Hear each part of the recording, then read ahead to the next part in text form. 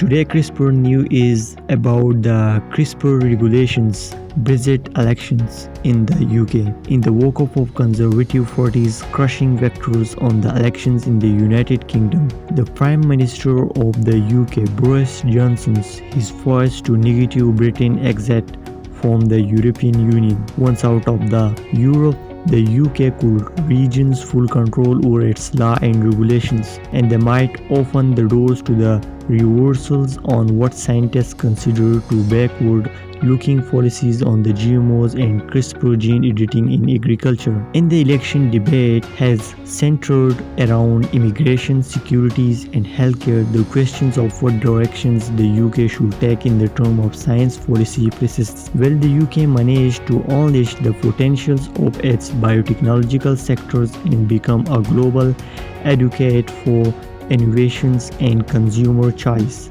or will it retain the EU antiquated approach? In a manifesto released in November, the Conservatives pledged to take the path of science-led, evidence-based policy to improve the quality of food, agriculture, and land management. Previously, Johnson promised to liberate the UK biotech sectors from the EU anti-genetic modifications rules. The laws that concern genetically modified organisms in the UK are primarily based on European Union regulations. For years, the EU has battlefield on agriculture innovations, preventing European consumers from accessing biological enhanced food. They can be seen in the very limited number of genetic modifications crops authorized for the cultivation in the EU and a very cumbersome and expensive process of importing genetically modified crops from other countries. In July 2018, the European Court of Justice